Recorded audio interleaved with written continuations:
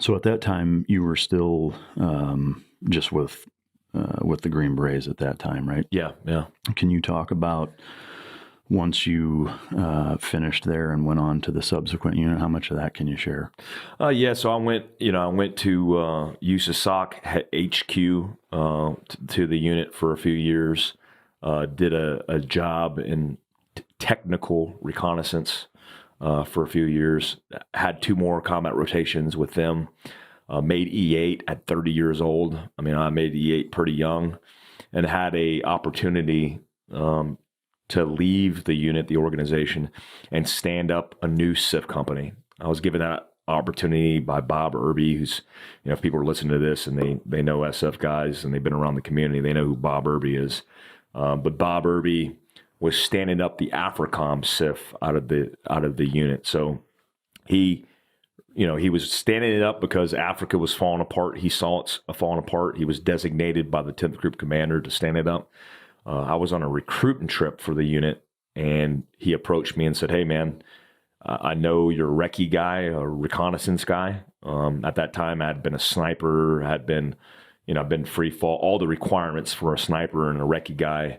I had met, and then I had been a Recon NCO, which was my title, Reconnaissance NCO in the organization. He said, "Hey, would you like to come out, and would you like to stand up the SIF company?" And the opportunity to stand up a SIF company from scratch, utilizing, JSOC and all its entities and having free reign, was an amazing opportunity for me. So I said, absolutely. I think people have asked me before, like, wouldn't you want to just stay in the organization? I left the organization. A lot of people don't leave the organization on good terms. I left the organization on good terms. Do you mean almost like it's a bit of a mafia that way, and that once you're in, you either fucking die, retire, or like if you leave prior to one of those two things, it's usually not for good reason. 100%. And what people don't realize about that specific organization is you can't leave there and not have people knowing why you left. Yeah. And I'll just talk about this process. When you leave, you talk to a psych, and then your troop commander makes a recommendation whether or not you could come back, and then your status in the organization based off of whatever the conditions are. Is that status like green, red, or blue ball, black ball? Absolutely is. It's like PNG, never fucking come back, piece of shit, and it's one piece of paper. Yeah. And this psychologist, because psychologist is evaluating whether or not you're going to come and just dump secrets all over. I don't want to get PNG'd from the unit. That's why I'm saying this out loud, that I didn't leave on bad terms. My troop sergeant major said, in fact, it's rare that you could read the recommendation, but I read mine, and it said would make a great troop sergeant major in the future. Which is way better than would make a great neighbor. yeah, exactly. Yeah. So when that piece of paper is on you. So even when guys vet me from that organization, they go back, get that piece of paper, they can reference that. And that was important to me. Yeah. It even is important to me now. Yeah. Even in the context of now and talking on social media and podcasts and on posts, my regiment, the Special Forces Regiment, including Joint Special Operations Command, U.S. Army Special Operations Command, is my family. Yeah. And if I'm pissing them off, I mean, I've had people do it. I've had guys from the unit contact me. Hey, bro, do not post that. Yeah. Take that shit down. And there is if one person, even if they have a weird skewed perspective and don't understand the context, says, hey, man, you need to, or there's kind of like friction, it's not worth it to me. Yeah. So it's like, I'm taking it down. So, long story short, left that organization on good terms and left with another guy who I convinced to come out there, and we stood up the SIF company to counter Al-Qaeda in Africa. Yeah. If we could, before we kind of get into the weeds on that new stand-up, going back to that organization, one of the most common questions I get, having never been in the Navy's counterpart or obviously any experience with the Army's, a couple of questions I have, frankly, is could you kind of talk about the difference between what it's like deploying with that unit versus your regular Special Forces unit? Kind of just basically. Yeah. In basic terms, you have the Special Forces Command or Regiment that does a lot of operations all over the world, and it requires a lot of personnel, a lot of equipment, a lot of support mechanisms because it's a large force. The unit that I'm talking about, and specifically the Joint Special Operations Command, is very small. And so when that unit deploys, it has every mechanism in place to support its capabilities, and it's monstrous. Yeah. I mean, you can't even fathom. I mean, I've been in situations before with JSOC and Joint Special Operations where I didn't even have to pull security on the ground because my weapon system and my laser and night vision capability was limited in distance and capability from me as an individual, where I had FLIR thermal, cuts of spectrum that I can't even articulate, that would watch everything in front of me, 7 layers high. No shit. 7 layers high, tracking everything. So That's some fucking Terminator shit. that is, but I will also say that, my first rotation with that organization, we went into Afghanistan. We didn't have shit because we gave up that terrain a long time ago. So we didn't own the battle space. We didn't have helicopters. I was, washing my balls with a bottle of water. That shit's hot. It is, yeah. Baby wipes and bottles of water, and we would eat mermite chow. And I was like, damn, this is like the most elite unit in the world, and this is how we're rolling. It's like, yeah, that's how you roll. So we're expected to get dirty and roll how you have to roll, but a real reason why those organizations are the best on the planet is their assessment, their selection, and then the assets that they have to bear. Two questions on that. Number one, when you were in that unit, was the level of confidence that you had in going with those guys noticeably higher than the unit before because of all of that? I will say, yeah, absolutely. Like you felt more capable. It's a similar experience that I had working with the CIA where, there's a vetting process, there's an assessment process.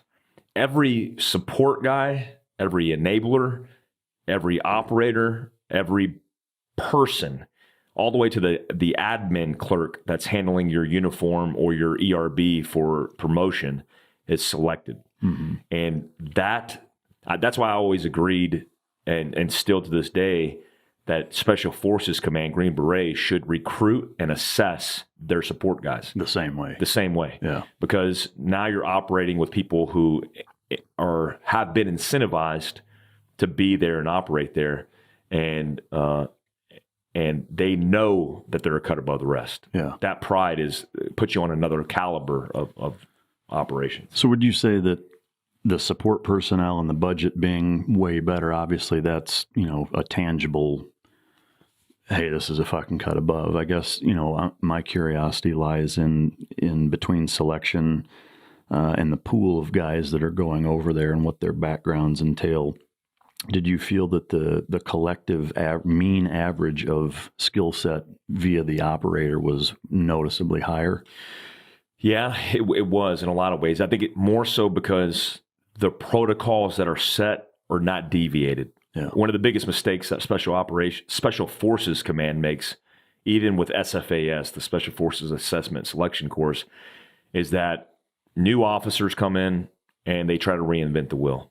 They're like, well, fuck, it's been this way for 10 years. I don't think it should be that way, and I'm going to change it. Whether that's them, wanting to get a bullet on their OER, wanting to change it for better reasons because it sucks. Whatever the reason is, it causes a whole bunch of instability in the end product, which is a byproduct of that process, versus organizations like the unit where since 1980, it's been the same exact thing, and that's exactly what you get. My experience in selection or even in the organization is the exact same experience 30 years prior. Yeah.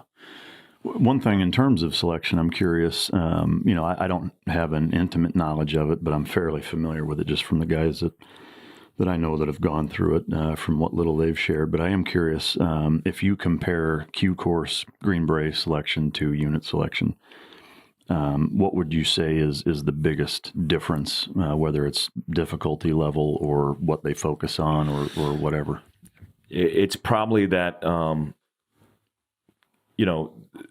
the Special Forces selection is selecting for somebody who's going to play an integral part into a team. That selection is partly team driven, but also partly individual selected. Like, can you carry a ruck? Can you walk through the woods? Can you navigate to unknown points? Versus unit selection, where it's an individual event. It is not based off of your ability to work as a team. In fact, there's no team events. It's, do you have the grit, the discipline, and did you prepare prior to showing up to be successful? When I went to selection, it was both selections that it was very different in the feel and then the output. I didn't think, both selections were difficult, but I didn't think that they were impossible. I just think that what you're looking for in a Green Beret versus what you're looking for in a potential unit member are two very different things.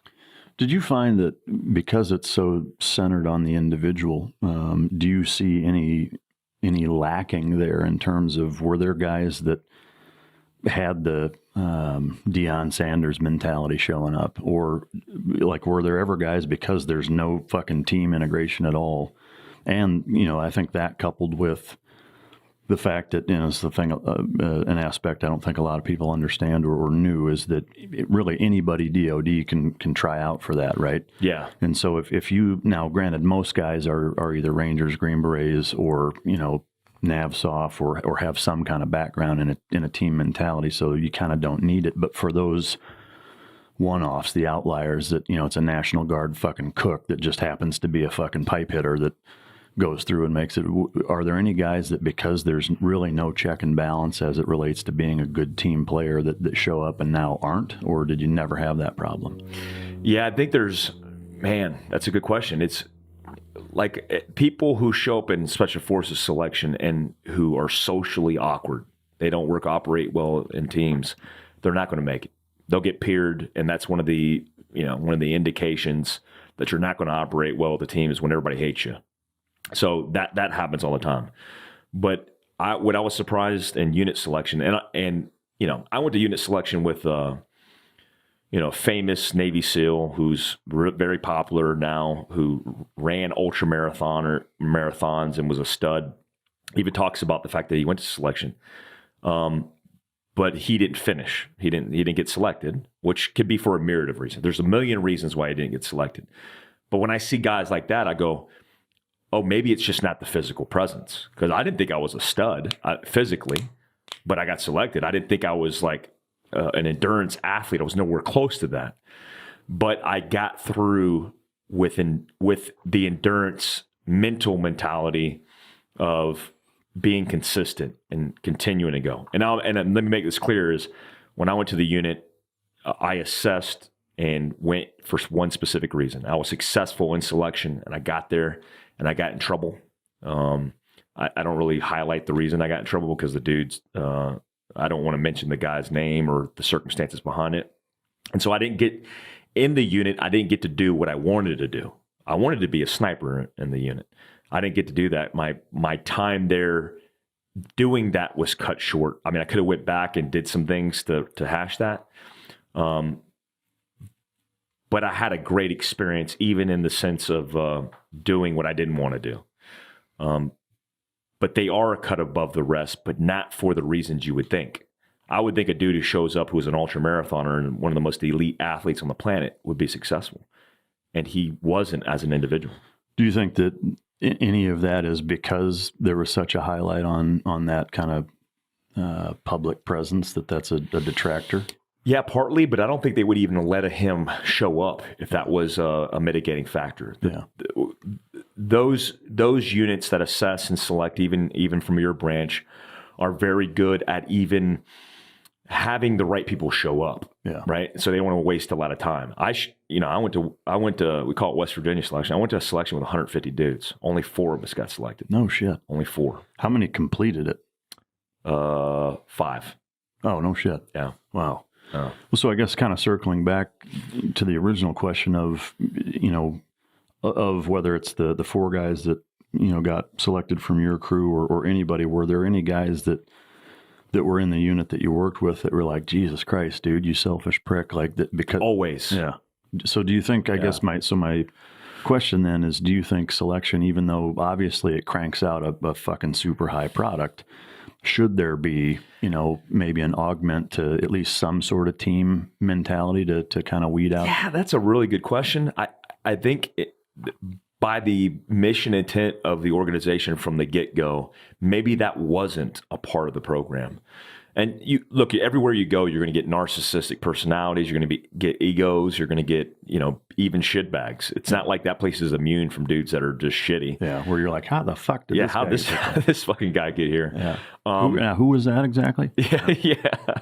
But when that's a really good point, because everywhere you go, you're going to have that.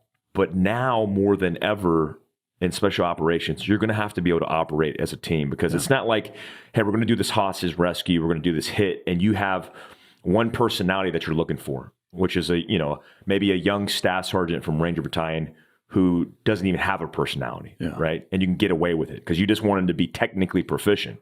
Yeah. Well, I want a dude that I could spend 6 months in a freaking hole with. Yeah. Right. So he's got to at least be hot. Yeah, at least be attractive. Yeah. Have a nice ass at least. Yeah. Be a good kisser. That's it. But these guys that come out when they come out, they don't assess for that. Yeah. And maybe it's personality driven, but they don't assess for that. Because it's one of the things that I know, just from going through BUDS at an early age and then having been an instructor and the time that I spent in the SEAL teams, that I look back on and am very glad that they have such a highlight on that, is that, one of the benchmark principles that you learn in BUDS is that motherfucker, it's not about you. And B, you will not fucking survive unless you work together. Yeah. And to me, like, that's an integral part of the follow-on stuff when you're actually doing the job, is having that mentality cemented and ingrained into you, I think is excruciatingly valuable. From a selection standpoint, one thing I've always wondered, obviously, overwhelmingly, the percentage of population contributed to from Ranger battalions and Special Forces groups is high. Mm-hmm. Were there any just total oddball Coast Guard or, fucking national, like, guys that you're just like, are you fucking serious? How that actually were selected? And that, no. Yeah. I've never seen that. There have been outliers. But I remember showing up day one, getting a cot, and we had a guy in there, and he looked like he was 16. And the whole time I thought he was an embed. Yeah. I thought, like, this dude's a mole. Yeah. He's just here to spy on us. And so I stayed the hell away from him. Yeah, fucking narc. But I'm like, he was talking about stuff, and I realized he wasn't a special operations guy. He wasn't a combat arms guy. He was in the National Guard, and he was like he was like a heavy wheel mechanic, which nothing against mechanics, because there have been successful mechanics, but he had no clue even what he was getting himself into or what the organization was he was assessing for. And I'm like, that's impossible, because, like, why would you be here and why would they give you a slot to waste a slot? But maybe they had, I don't know, maybe he had a pool of candidates who applied and they just threw him in the mix, or he was a narc. But when I saw that, I was like, just stay the fuck away from this dude. Yeah. Because he's going to burn us down. Yeah. And in terms of cross branch, there's, is it a single digit percentage of guys that come from either Marines or Navy or? I don't know. Yeah. It seems like, it's rare. I don't think it's commonplace. Yeah. I guess in terms of actual selection, did you work with anybody that wasn't either a Ranger or Green Beret in that unit?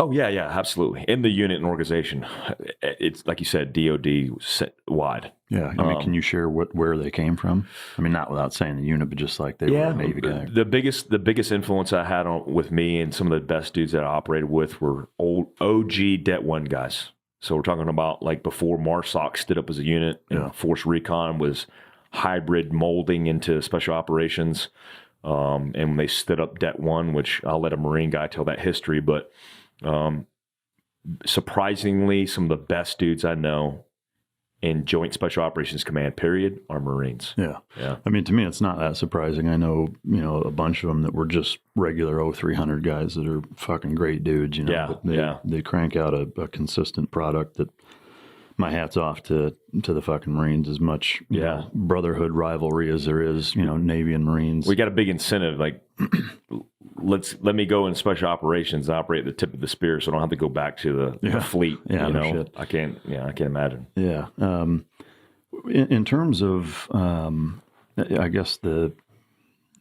from a dog standpoint, I'm real curious.